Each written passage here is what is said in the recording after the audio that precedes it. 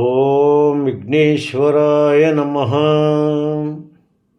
ఓం సాయి శ్రీ సాయి జయ జయ సాయి.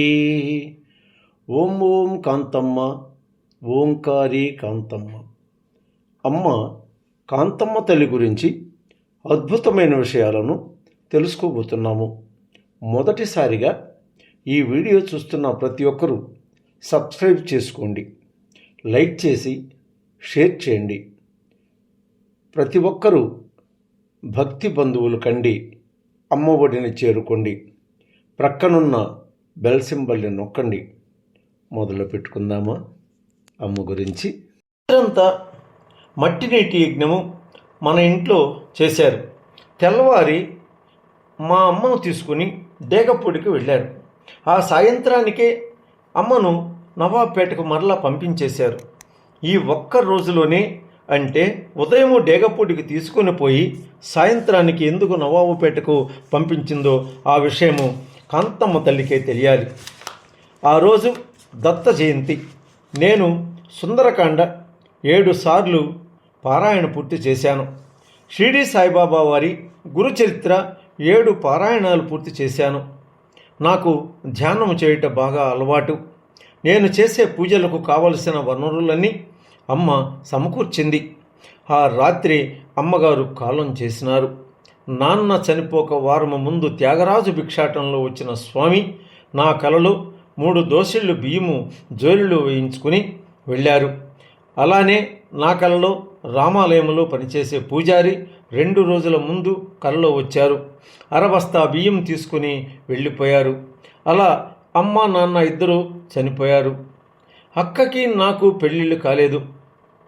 అక్కకు అంటే పద్మమ్మకు ఒకరోజు రాత్రి కలలో కనిపించి ఇలా మా పెళ్ళిళ్ళు తెర తీసినది కాంతమ్మ తల్లి.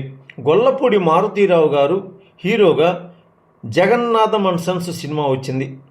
ఆ సినిమాలో మారుతీరావు గారికి 2 కొడుకులు. ఒక నదీ తీర ప్రాంతము, ఒక ఒడ్డున అక్క, నేను, పద్మమ్మ, అనురాధ నిలబడి ఉన్నారు. వారికి ఎదురుగా మారుతీరావు ఆయన కొడుకులు నిలబడి ఉన్నారు. వారికి వారు ఒకరినొకరు నీళ్లు ఉన్నాయి కదా ఎట్లా అని అనుకుంటుండగా ఆ నీరు అంతా ఆవిరి రూపమున ఆరిపోయినది. మారుతీరావు తన చేతులతో మమ్ము నదీ భాగమునకు తీసుకుని వారి 2 కొడుకుల చేత మాకు 2 పూలమాలలు వేయించినట్లు అక్కకు కల వచ్చినది. మా అక్కగారి భర్త ఏమో సాయిబాబా భక్తులు, వినమ్రులు. మా వారు శ్రీ రంగనాయక స్వామి వారి భక్తులు, సున్నితులు. అక్కకు పెండ్లి గడియలు దగ్గరకు వస్తున్నవి. 1994 సంవత్సరమున అక్కకు పెండ్లి కుదిరినది. ఆ పెండ్లి కొడుకు దగ్గర నుంచి అన్ని అమ్మవారే డైరెక్షన్ చేశారు. అమ్మగారే గడపలకు పసుపు పూసి పారాయణ రాశారు. ఇక పెండ్లి పనులు చేయమని చెప్పారు. అక్కకు 4 రోజు మా అమ్మవారు లేరు కదా అని కన్నీళ్లు పెట్టుకుని బాధపడుతున్నాము. ఆ సమయంలో అమ్మ కాంతమ్మ తల్లి పెద్దాసుపత్రిలో పనిచేసే డాక్టర్ గారిని తీసుకుని అక్క నలుగునకు వచ్చేసింది. అలా అమ్మ ప్రతి విషయంలో మా వెన్ను తట్టి నడిపించింది. మాకు అమ్మ లేని లోటును తీర్చి మా ఇద్దరినీ తన మదిలో దాచుకుంది. మీరు నా బిడ్డలే, ఇది నా పుట్టిల్లే, మిమ్మల్ని బాధపడనిస్తానా అని ఓదార్చేది తను. మా ఇద్దరిని పొట్టకు ఆనించుకొని పడుకోబెట్టుకునేది. ఆ రోజు కార్యక్రమం అయిన తరువాత పైవాళ్ళు ఒప్పుకోరే నేను బయలుదేరుతానని అన్నారు. అమ్మ మన ఇంటికి వచ్చి తిరుగు ప్రయాణంలో అన్నయ్య లారీ పంపించారు. ఆ లారీలో ఎక్కిపోతూ సీత జారిపోద్ది అని ఎన్నోసార్లు అన్నారు. అమ్మ నీవు ఉన్నావు కదా అన్నాను నేను. 3 చేలు పండించాను కదమ్మా, 3 చక్రాలు ఇచ్చాను కదమ్మా అన్నారు కాంతమ్మ తల్లి నాతో. అక్కగారికి 1994లో పెళ్ళి అయినది. అక్క పెళ్లికి అమ్మవారు వచ్చారు. గడపలకు పసుపు పూసి బొట్లు పెట్టి ఇసుక నీటి యజ్ఞమును చేసి పెండ్లి పనులు ప్రారంభించమని చెప్పినది కాంతమ్మ తల్లివారు.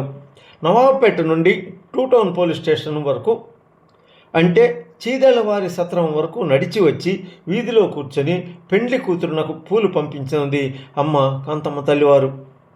పెళ్ళి అయిన తరువాత మా బావగారు అవధూత సంప్రదాయము తెలుసుకుని ఉన్నారు కాబట్టి వీధి గుమ్మము దగ్గర కూర్చుని ఉన్న కాంతమ్మ తల్లికి నమస్కరించారు.